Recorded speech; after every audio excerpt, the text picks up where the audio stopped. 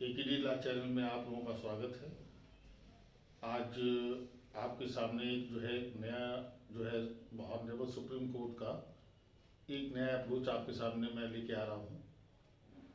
वो आपके सीआरपीसी से भी कनेक्टेड है, वो आपके इंडियन पिनल कोड से भी कनेक्टेड है और आपके कॉन्स्टिट्यूशन ऑफ इंडिया से भी कनेक्टेड है।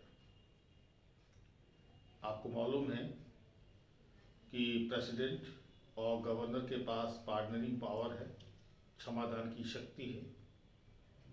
70 आर्टिकल 72 में प्रेसिडेंट को और 161 में गवर्नर को। उसी कंटेस्ट में ऑनरेबल सुप्रीम कोर्ट का एक लेटेस्ट व्यू आया है। जब आप सीआरपीसी में जाते हैं और सीआरपीसी में जो आपका चैप्टर 32 है, जब वहाँ जाएंगे तो वो कई पार्ट्स में डिवाइडेड है, ABCDE। तो उसका जो लास्ट वाला जो पोर्शन है, लास्ट वाले पोर्शन में जब जाएंगे आप तो आप वहाँ देखेंगे वो commutation, remission, suspension of sentence की बातचीत वो करता है। और वहाँ पे जब आप जाएंगे तो 432, 433 ऑनवर्ड्स 435 तक। अब आप आईपीसी में भी जाएंगे तो आईपीसी में आपको सेक्शन 54 और सेक्शन 55 वो कम्यूटेशन ऑफ डेथ सेंटेंस की बात करता है, दंडादेश का लघुकरण। और उसका सेक्शन 55 बात करता है कम्यूटेशन ऑफ लाइफ इम्प्रिजनमेंट। लेकिन आईपीसी केवल कम्यूटेशन की बात करती है। लेकिन जब आप सीआरपीसी में जब जाएंगे आप 32 में, चैप्टर 32 में, तो आप देखेंगे कि जो उसका ई वाला पोर्शन है, ई वाला पार्ट है, वो 3 चीज़ों की बात करता है, सस्पेंशन, रिमिशन और कम्यूटेशन ऑफ सेंटेंस। अब उसी रेफरेंस में जब आप सेक्शन 433A पर आप आएंगे, धारा 433A कैपिटल ए है, 1978 में ये इंसर्ट किया गया था। तो जब वहाँ जाएंगे तो वहाँ पे आपको ये मिलेगा कि कोई एक्यूज्ड जिसको डेथ सेंटेंस अवॉर्ड किया गया और फिर उसको लाइफर में कमिट किया गया,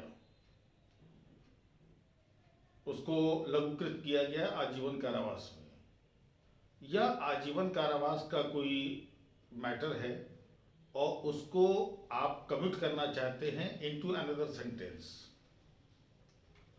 तो गवर्नमेंट के ऊपर एक रिस्ट्रिक्शन ये लगाई गई है 433A के थ्रू कि जो एक्यूज जिसके लिए आप कम्यूटेशन का पावर गवर्नमेंट एक्सरसाइज करने जा रही है, वो accused will have to confined in prison in for 14 years।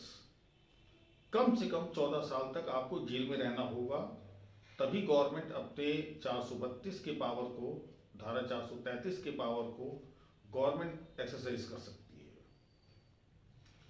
Honourable supreme court का जो व्यू आया है, जो एक लेटेस्ट अप्रोच आया है, उसमें ऑनरेबल सुप्रीम कोर्ट ने ये बात स्पष्ट की है कि ये जो 14 इयर्स का जो मिनिमम पीरियड है, जो स्टैट्यूटरी पीरियड है, ये गवर्नर के मैटर में अप्लाई नहीं करेगा।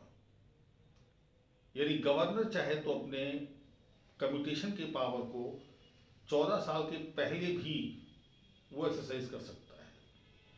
जरूरी नहीं है कि उस एक्यूज के केस में किया जाए जो मिनिमम 14 ईयर्स सफ़र कर ले, उसके लिए भी कर सकता है जो 14 ईयर्स से पहले का इम्प्रिजनमेंट सफ़र कर रहा है।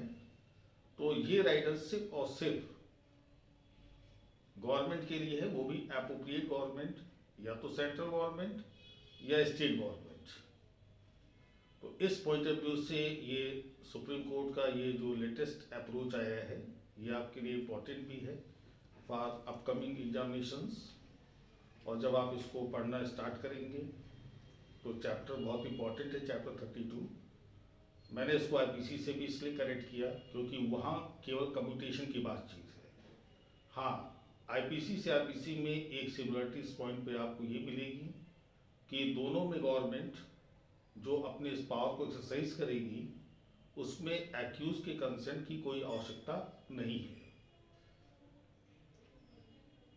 जो एस्पेक्ट आपके सामने हमने जो पेश किया, उसमें मैंने गवर्नर को भी करेक्ट किया कि अगर गवर्नर को पावर एक्सरसाइज करना है तो जो सेक्शन 433A का जो राइडर है, जो प्रतिबंध है, वो गवर्नर के ऊपर लागू नहीं होगा। सर्वोच्च न्यायालय ने, माननीय सर्वोच्च न्यायालय स्टेट ऑफ हरियाणा वर्सेस राजकुमार उर्फ बिट्टू के मामले में ये लेटेस्ट अप्रोच दिया है। इसको आप लोग अपने अपकमिंग एग्जामिनेशंस के लिए आपके लिए इम्पोर्टेंट है। इसको आप लोग नोट डाउन भी करेंगे। और जैसा मैंने आपसे शुरू में भी कमिटमेंट किया है कि जो भी ऑनरेबल सुप्रीम कोर्ट के लेटेस्ट अप्रोच आपको मैं दूंगा, वो सब वही दूंगा जो आपके लिए जो है बहुत इम्पोर्टेंट है। आप उनको नोट करते रहिए और वीडियो को लाइक शेयर करते रहिए। Thank you.